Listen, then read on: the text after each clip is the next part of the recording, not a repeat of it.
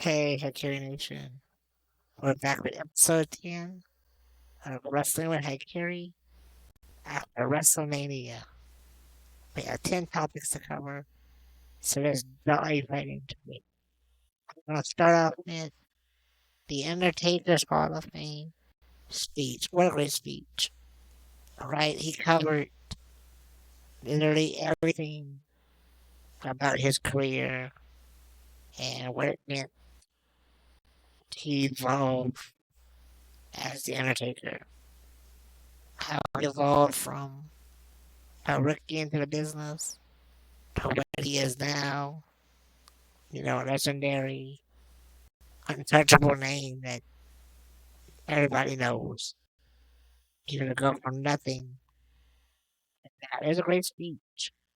He covered a lot of things and a lot of topics, and I feel like he thanked the right people in his speech, and also some people didn't really agree with what he covered in his speech.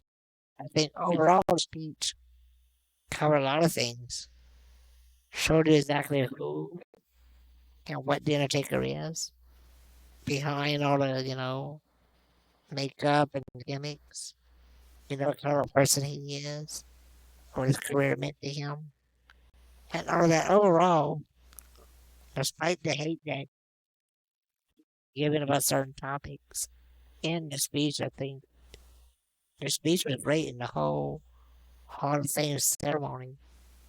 Was pretty good. I wish a few of the inductees would have been given a little bit more time, had to a little bit more, think a little bit more, But it was still good regardless. TV time, and it was right to give that Taker had as much time as he wanted. Even though it looked like Michelle McCool was just giving let's go home face during the whole speech, but I mean, it is what it is.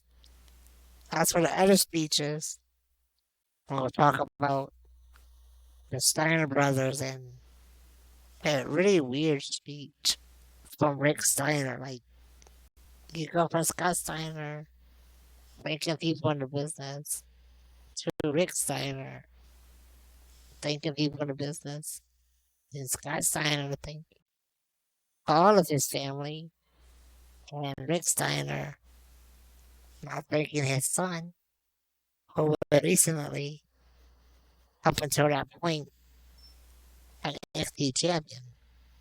So I'm not sure where, that where that went there, but it was kind of awkward to see him not thank his son. I'm not really sure why that was a thing. I mean, it is what it is, I guess. It was just really weird, super awkward. Like, I don't know why you would be out there thanking your son when he's a champion, but they're also not letting him use your last name, so maybe it's just a weird family. Who knows? Anyway, let's talk about the pay per view. That was NXT Stand and Deliver. What a great show. And that was truly a five-card show. The opener, where we saw a lot of match, had crazy spots. The action never stopped. It's really, really good. I enjoyed all of it. I think Cameron Grimes becoming champion was really deserved because he works really hard. So I see him hopefully having a pretty good title reign in the future there. And then we have the one hiccup of the night, I guess, was the match with Tommaso Ciampa and Tony. I'm not a real fan of the whole mafia character, but the crowd really went. He has a lot of strong fan support for whatever reason. I think his wrestling is subpar at best. His mic skills aren't that great, I understand that you put Tommaso Ciampa on the top here because he's moving up to the main roster with a really kick-ass entrance and someone to go with it. I think it was a good call move. Ciampa up, and I don't think Tony is going to be the man to replace Ciampa. But overall, it was good. And Carmelo Hayes was also good. It was good for him to drop the title. So I think he's gonna have a stronger push higher up in the card. That Cameron's, like I said, gonna carry the title pretty well. I didn't know to the card. The LA Knight match with Walter aka Gunter wasn't that bad, but I mean I called the outcome on that one with a Walter win. It was pretty easy of a call, so no surprise there. Then we had tag team matches, which were good as well. The women's matches were good. Mandy Rose is really unstoppable as a champion right now. I think would have had to see a little bit more action from Cora Jade in the match. But all four women really shared the ring and the time and the camera really well in that match. I think everybody had a positive coming from that match. So I think it built a lot of character. And hopefully Io is gonna move to the main roster after this now. And then we got the main event, which was Dolph Ziggler versus Braun Breaker. What a great match. Great match. I called the match, I said Dolph was gonna retain, and it was truly a good match. I was a little surprised that Dolph retained actually because I didn't think he was going to at the very end there. But he stole it. And it was great, it really was. And then we move on to WrestleMania. WrestleMania, huh? What a two-night stupendous showcase of emotions. Uh, night one of WrestleMania, I was pretty solid. I think night one of WrestleMania was different. We had the Stone Cold segment, which was really good. Everybody keeps calling it a match, and I guess technically it was a wrestling match, but to me it's more of a skit. A really well written skit. Really good. Let's see, how many positives from it? Austin did a good job at starting Kevin Owens as a really good bad guy. And everybody sold the Stone Cold Stunner tremendously well. The Rock would be proud. Then we had the opener with the Usos. Um, Unlucky for Boogs that he tore his quadricep. And very unlucky to have such a big injury during WrestleMania when you're fighting for a championship. I'm not too sure they would have won the match if he had not been injured. But it's sad nonetheless that he was injured. Mysterio versus The Miz and Logan Paul was a predictable match. But what we talked about was when The Miz turned on Logan Paul. That was unexpected and quite entertaining. Well done by the Miz. I really enjoyed that. Drew McIntyre versus Happy Corbin. Like I said, an unpredictable match there that really didn't do anything for anybody. Drew should be way up there. Main event picture and Saoirse Corbin. And this was not a main event match. But I mean, the outcome was extremely predictable. I feel like Corbin deserves a strong push, but not as Happy Corbin. We want Corbin back as Baron Corbin. Anything but Happy Corbin. I just really did not enjoy this Happy Corbin gimmick. And then we move on to Becky and Bianca. Ugh. Even back and forth match. A predictable ending. I called that weeks in advance. It was kind of sad to know that it was this predictable. Hopefully Bianca has a better reign as champion. I don't know where you go from this point with Becky as the most. Well, let's just be honest here. Becky Lynch is legitimately a Roman Reigns of the female division. And I don't know why you would have such a force be drowned out again in the fourth installment of Bianca Belair. Very, very, the match was actually better this time. At least we had that.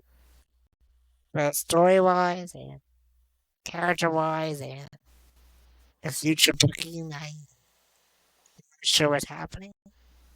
I foresee Belair's championship reign lasting possibly maybe 3 months. So we'll see where it goes from there. Hopefully she drops it. Hopefully she drops it to Oscar or Bailey when they return, or maybe they're doing Yoshirai. Only time will tell that. And of course we have Seth Rollins versus, Hykiri called it, Cody Rhodes.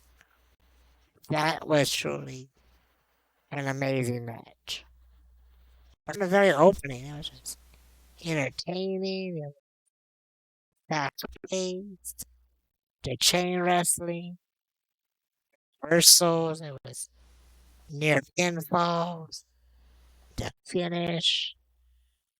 I really hope we get a rematch, even if it's the same outcome, because man, it's good. This should have been the main event of night one of WrestleMania, because it was truly a match that makes you think WrestleMania. But unfortunately, we main evented with Charlotte versus Ronda. What a great showing by Ronda Rousey, and what a disappointing showing by Charlotte Flair. Charlotte was truly not in the same league as Ronda was like one. Ronda showcased wrestling, submission, high flying charisma, storytelling, and Charlotte showcased two good moves and a lot of blundering and bad storytelling. The ending was very, very bad. And of course, we're going to get ourselves a rematch, but overall, this match, we should have just had Ronda go over already. And because Charlotte couldn't keep up.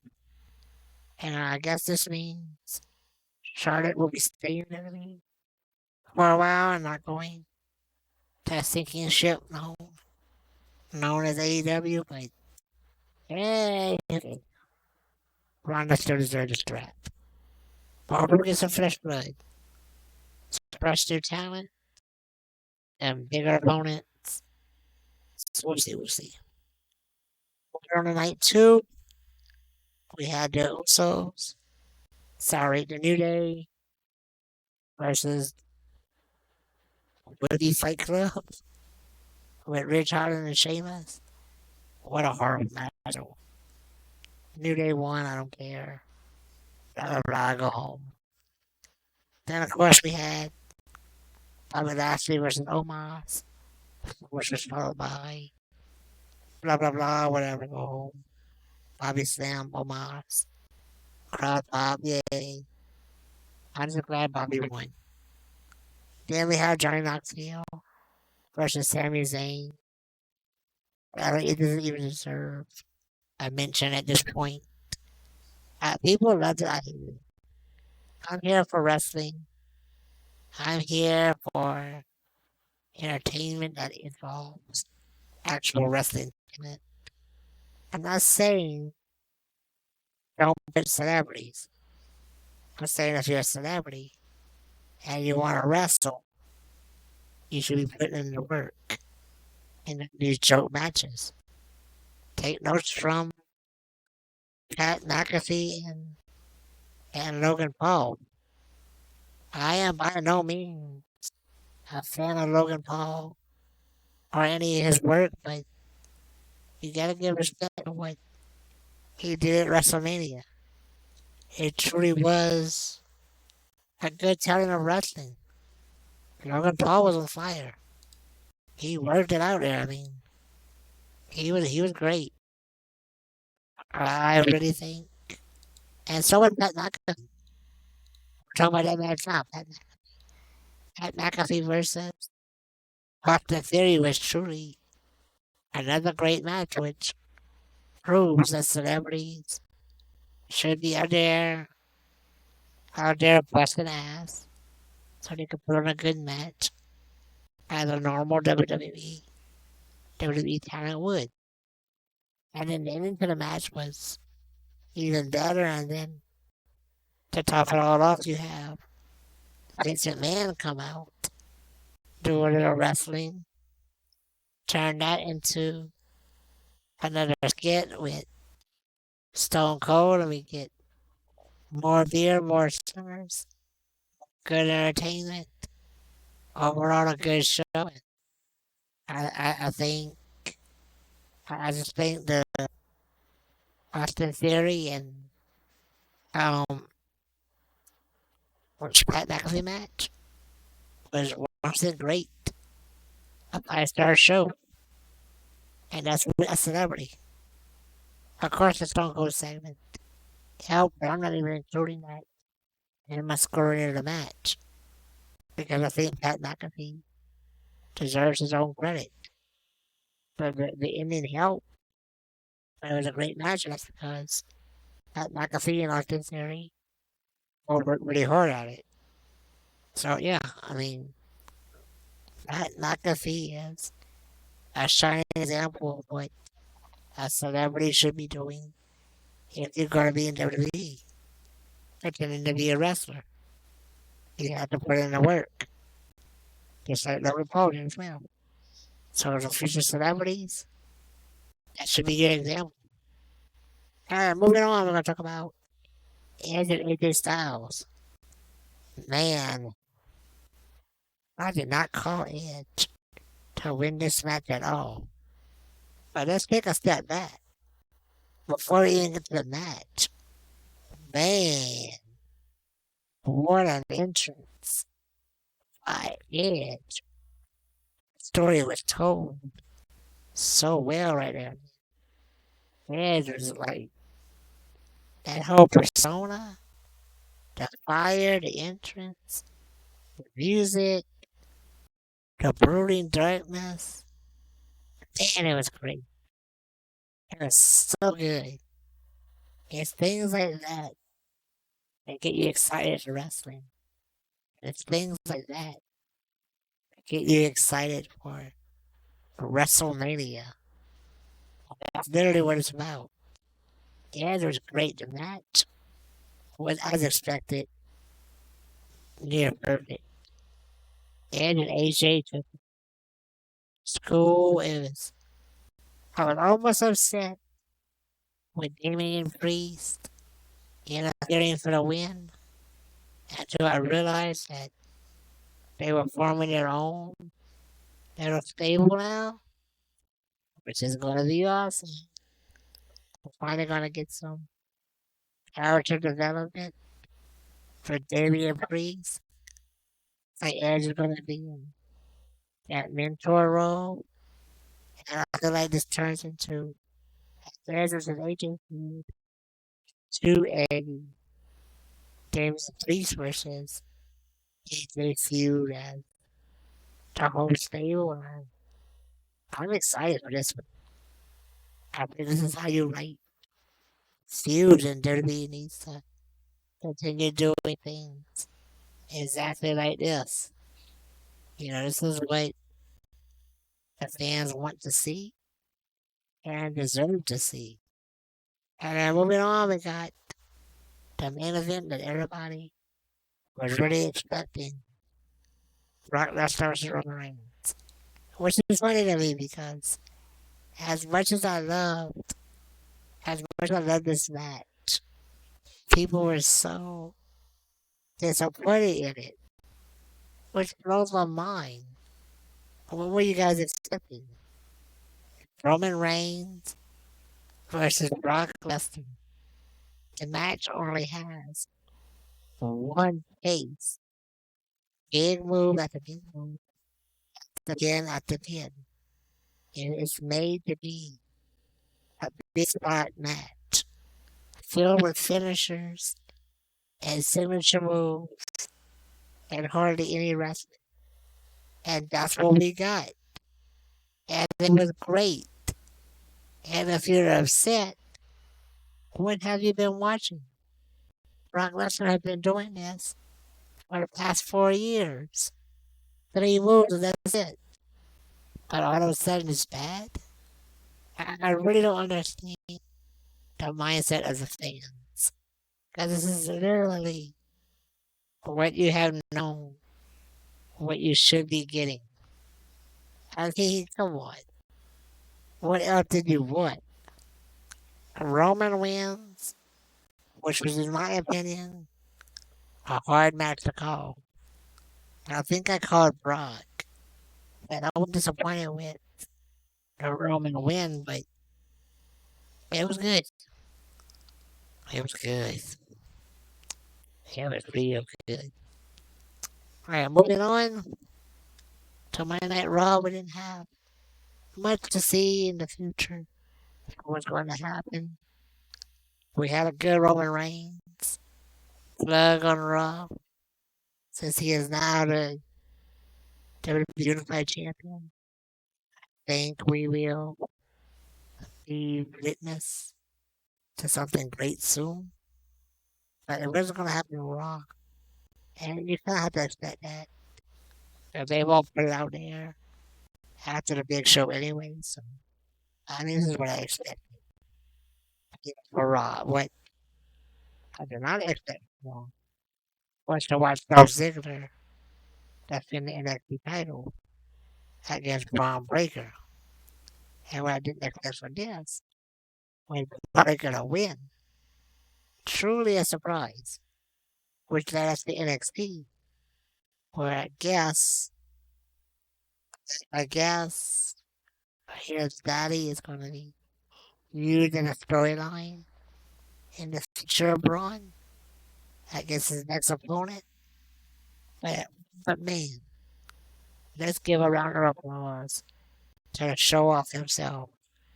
Dolph Ziggler was a great NXT champion. And even though the reign was short, I believe his reign as champion did so much for that brand that it made so many people shine. It's truly a positive note for the company, for the brand, and for those involved. And it should show WWE that Dolph deserves to still be running on the top of that card. Dolph is a showstopper. And should be stopping the shows. Keep it moving. Alright, let's move away from WWE real quick and talk about the one thing that I had to talk about in regards to AEW. And that was the match between FTR, who was formerly the Revival from NXT and WWE, versus the Young Bucks. I'm not a fan of Young Bucks. Their style, their gimmick. Their wrestling's great, but to me, everything falls flat. Between being a Hardy Boys spinoff, Rockers ripoff. I'm just not a fan of their personas, and sometimes they even make it look like their job is a joke. I'm not a fan of that. I do like the FTR, but FTR seems like a bunch of babies backstage when they're not getting their limelight. And to me, that's just a turn off. But enough about that. Let's talk about the match, which was great. It was truly a great match. And I really want to see more of that. That's what AEW needs. They had lots of calls, some big time finisher hits. FTR showed the Young Bucks how to hold a tag match. And I wasn't expecting that. I wasn't expecting FTR to out wrestle the Young Bucks, but they truly, really did. So good job to FTR. I hope it continues. We'll be back over to SmackDown. We're in our thoughts. We had some debuts with one half of Imperium with a new name change. It's Ludwig Kaiser instead of Marcel Bertel of Imperium debuting on SmackDown with the Ring General, formerly known as Walter Gunter on SmackDown. What an impressive debut by Gunter in what would be called a very big squash match. I'm sorry, Undertaker. You can't sit match. Got a lot of good spots. I think it showed us that Walter, our Gunter, is a beast. The guy is huge, but he wrestles so great. He really shows guys that even though you're big, you still need to be able to move. And Gunter does move. And he moves great. I look forward to seeing what it. I really look forward to seeing what comes in the future for Gunter. And feel like a championship is pretty right around the corner. Moving on to our debut, we have Raquel Gonzalez moving over to SmackDown with a name change for whatever reason from Raquel Gonzalez to Raquel Rodriguez. I'm not sure why we felt the need to change her last name, but you do you, I guess. Raquel's switch to SmackDown seems a little worrisome. I think it should have been on Raw.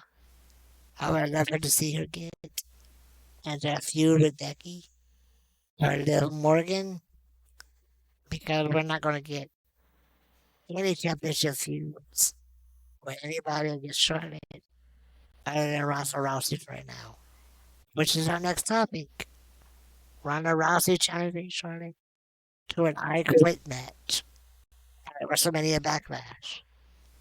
And Charlotte denying it. Which means this match is going to happen. Because it always happens. I hate when they do that kind of thing.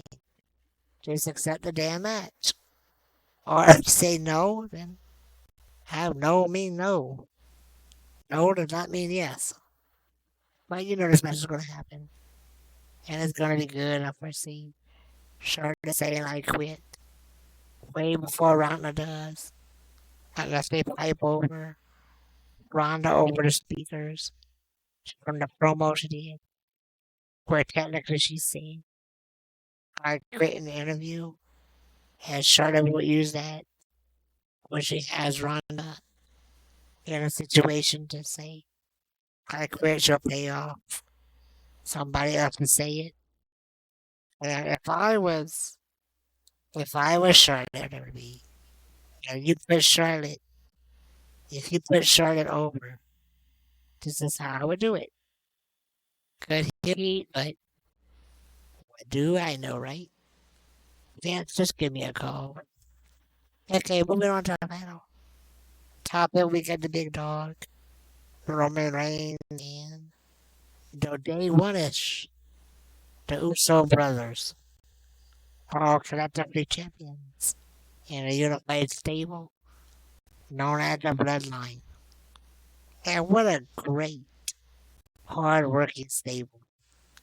You have Roman Reigns with the unified championship and the Usos looking to unify the tag team championship, which I would love to see one faction hold double unification championships. I give credit to where credit's due. And if you get this right, WWE will make me proud and have the Usos become unified tag team champions alongside the big dog, the tribal chief, the unified champion, Roman Reigns. Him starting a feud with Nakamura seems like a placement feud. I feel like the Roman Reigns, sorry, Nakamura and Bobs were supposed to be facing the Uso again. And while I'm sad about Boog's injury, I'm glad WWE's going with this unification because that's what it needs to be. And what the feud with Nakamura has zero opportunity of a title change, but even though WWE doesn't give Nakamura the top card push, he can still carry a top card match. So even though he drops out to Roman in this match, it will be a great match.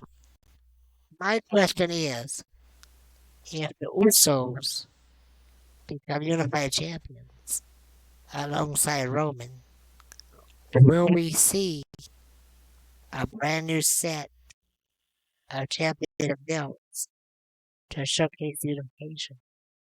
Now, the question is, or not the question, but the answer. Hmm, the answer gives so many options. Hmm, excuse me. So many options. Because if you do not give Roman Reigns and Usos a single title that represents the unification of both championships, then that means to me that this unification is going to be short lived and Roman Reigns will lose one of the titles as well as the Usos. Now, if you do give them a unification title, then yes, I foresee very long title reigns in the future of both Roman Reigns and the Usos, which is a good thing because I have a strong feeling that Roman Reigns will remain champion at least until the night after our next WrestleMania, where he will defeat The Rock at WrestleMania to really have the biggest, most successful championship reign in single wrestling history. And I say that because while other wrestlers in the past have had longer title reigns. Nobody has had more fierce opponents and successfully defeated all of them than Roman Reigns. The only thing Roman Reigns had not done in this title reign is defeat The Undertaker. So, I mean, and The Rock and Stone Cold. And while two of those are extremely unlikely to be a match in the future, Roman versus The Rock is very likely. And that will even bump this title reign to even bigger level, a higher level. He will redesign what it means to be the king of the mountain. He will literally build an empire with a title reign. And GG to Roman Reigns because he works hard for it. He's gone through a lot personally to get through this and beat all those obstacles down. So it's a wait and see option, but I'm looking forward to it. Let's go WWE. Do us proud. Thank you all for watching. I hope you enjoyed this video. Please hit that like button. If you're new to the channel, please subscribe. And if you like what we talk about, give me your opinion. Drop a comment below. Much love to you guys. See you out next week or back at Twitch. Bye, guys.